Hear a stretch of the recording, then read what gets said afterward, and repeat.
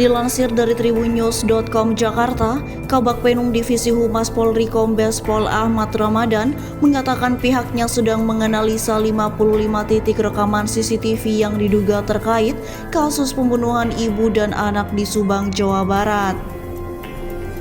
Penyidik sudah melihat rekaman CCTV di 55 titik arah perjalanan dari wilayah Bandung ke Subang. Jadi dia sampai ke Subang, kata Ramadan di Mabes Polri Jakarta pada Jumat 17 September 2021 lalu.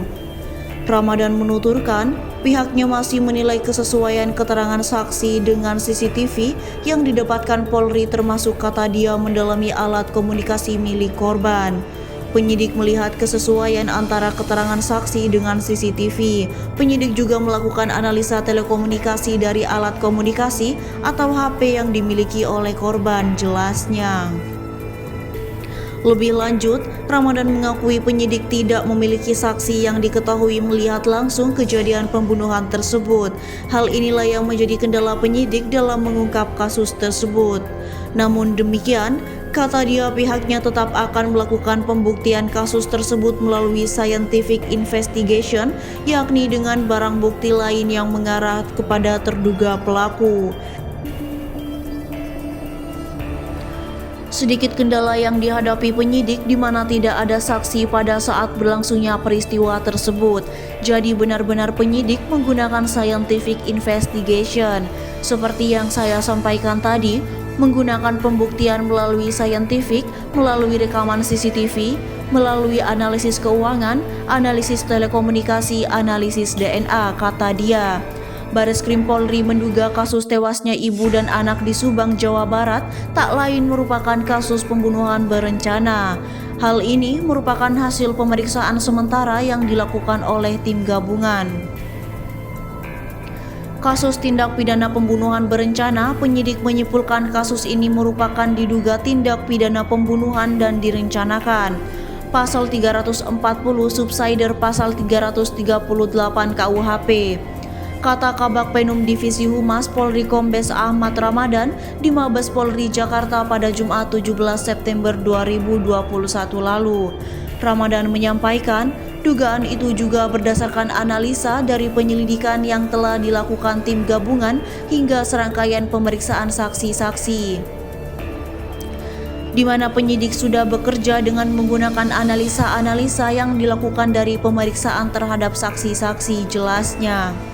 Lebih lanjut, pihaknya juga telah memeriksa sejumlah rekaman CCTV di sekitar tempat kejadian perkara atau TKP untuk menganalisa kasus tersebut. Kemudian dilakukan analisa menggunakan CCTV, tukas Ramadan.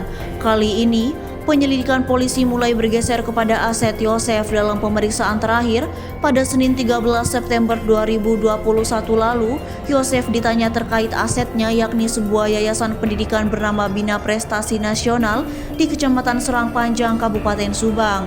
Yosef merupakan pemilik Yayasan Bina Prestasi Nasional, sementara anak tertuanya Yoris menjadi ketua yayasan, sedangkan Amalia Mustika Ratu sebagai bendahara.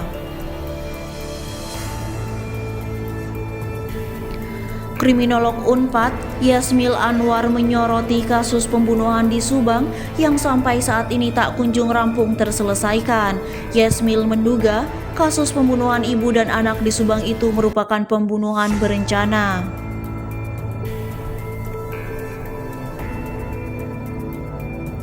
Yasmil menyebut jika petunjuk mengarah kepada pembunuhan berencana, sebaiknya polisi segera menelusuri motif pembunuhan tersebut.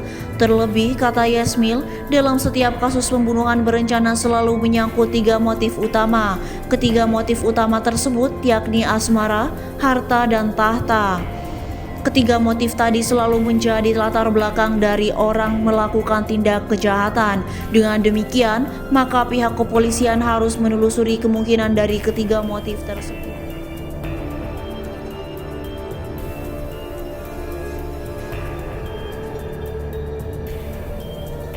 Apakah ada kaitannya dengan masalah finansial atau harta, kekuasaan atau tahta, atau asmara, termasuk hubungan sosial antara korban dengan pelaku, termasuk karakter korban dengan orang lain semasa hidupnya, kata Yasmil kepada Tribun Jabar.id baru-baru ini. Mengingat saat penemuan kedua korban tersebut tidak ada barang berharga yang hilang, terkait ketiga motif tersebut sejauh ini polisi menemukan terdapat keterkaitan, yakni Yosef memiliki istri muda, sedangkan soal kekuasaan atau tahta Yosef bersama Yoris dan Amalia merupakan pengurus sebuah yayasan. Selain itu, Kabak Penum Divisi Humas Polri Kombes Pol Ahmad Ramadan mengabarkan penyidik kasus pembunuhan ibu dan anak Tuti dan Amalia di Subang, Jawa Barat kini telah menemukan titik terang. Satu di antara barang bukti tersebut yakni berupa helm. Helm ini, kata Ramadan, menjadi bukti yang tertinggal karena dalam penyidikan sebelumnya polisi belum mengamankannya. Ramadan mengatakan pihaknya saat ini tengah mencari pembanding guna melakukan pencocokan dengan DNA pelaku. Hal tersebut disampaikan oleh Ramadan kepada tribunnews.com pada Sabtu 18 September 2021. Jadi kita tinggal mencari pembanding di mana ada beberapa barang bukti yang tertinggal seperti helm. Di sana dari helm tersebut kita sudah mendapatkan sampel dari helm yang tertinggal, kata Ramadan. Pencocokan tersebut akan dilakukan oleh Puslap 4 Polri. Dengan adanya pencocokan ini diharapkan penyidik segera mengungkap kasus pembunuhan ini. Tinggal kita mencari sampel perbanding dari orang-orang yang akan diduga sebagai tersangka, terang Ramadan. Mengingat kasus pembunuhan ibu dan anak di Subang masih menjadi tanda tanya publik hingga memunculkan beragam spekulasi masyarakat. Selain itu, tim penyidik juga tengah melakukan upaya pencarian ponsel korban yang hingga kini tak kunjung terlacak. Menurutnya, ponsel korban diduga telah diamankan oleh pelaku demi dapat menghilangkan barang buktinya. HP milik korban atas nama AMR itu hingga saat ini belum ditemukan dan sinyalnya belum aktif.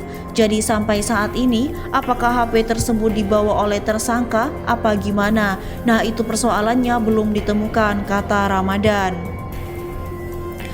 Kabid Humas Polda Jabar Kombes RDA Caniago menyebut pihaknya akan memanggil beberapa saksi lagi terkait kasus pembunuhan ibu dan anak di Subang, Jawa Barat. Pemanggilan ini, kata RD, menindaklanjuti keluarnya hasil laboratorium forensik. Hal tersebut disampaikan RD di Mapolda Jabar, Jalan Soekarno-Hatta, Kota Bandung, Jawa Barat pada Kamis 9 September 2021 lalu. Penyidik dari Polres Subang itu akan memanggil beberapa saksi, tapi tidak semua dari saksi yang terdahulu itu terkait dari hasil pengembangan laboratorium forensik serta data yang mendukung untuk dipanggil, kata RD dikutip dari tribunnews.com pada Sabtu 18 September 2021. Pemanggilan ulang ini dilakukan pihak kepolisian demi dapat melakukan pengembangan analisis kasus tersebut. Hasil laboratorium forensik sudah diterima oleh penyidik. Nah, saat ini sedang dilakukan pengembangan analisis, ujar RD.